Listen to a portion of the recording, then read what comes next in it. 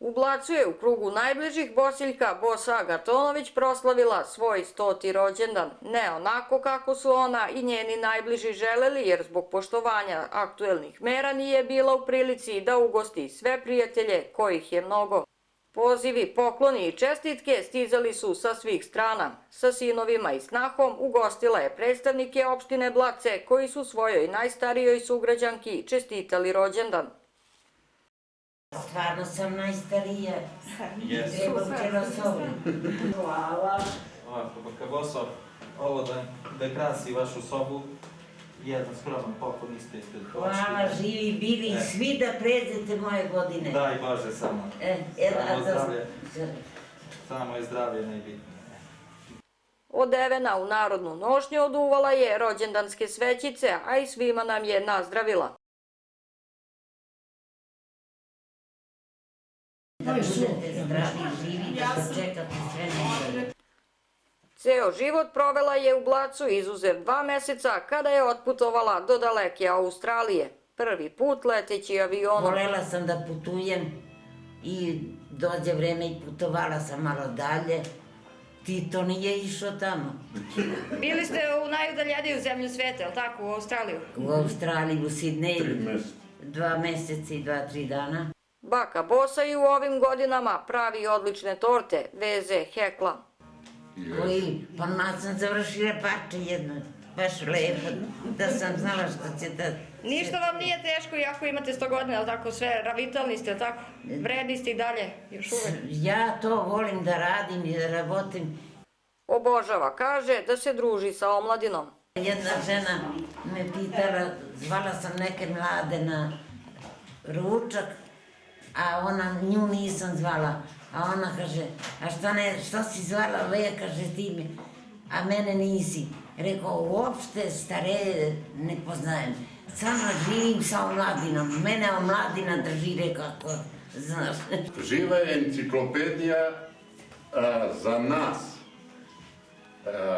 sinove, snaje, unuke i sve.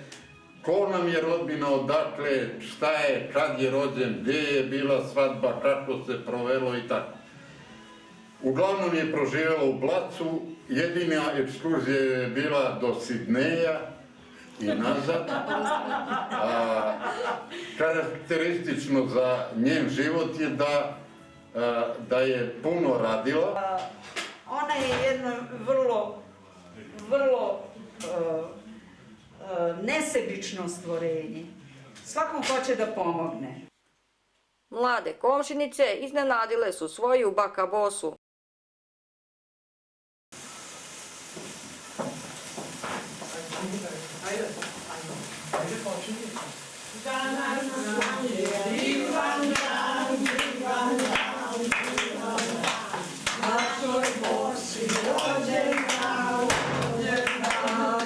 Unuk joj je iz Beograda posvetio prelep post. Šta je tajna dugovečnosti ove super bake koja je starija i od Crvene zvezde, i od Partizana, i Jugoslavije, i kraljice Elizabete? Možda je u pitanju redovna fizička aktivnost, beli luk, ajvar, a možda i ljubav koju je satkala u svakoj ispečenoj palačinki svojim večno zahvalnim unucima. Srećan 100. rođendan, čudesna baka Boso. Imam 2 sina i 3 unuka. Unuke nisam dočekala sad. Sad ću ovu 100 kad počnem. 200.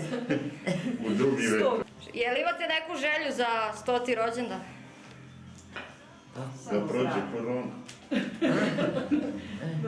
Da prođe korona pa 101. da slavimo u Strobače, može? U kafani? Kako da ne? Kaži Boso ono što pričaš nama, da si sklopila savez sa Bogom do 100 godina, sad treba da ugovor obnoviš. A novi sastanak baka Bosa zakazala nam je naredne godine u isto vreme na 101. rođendanu.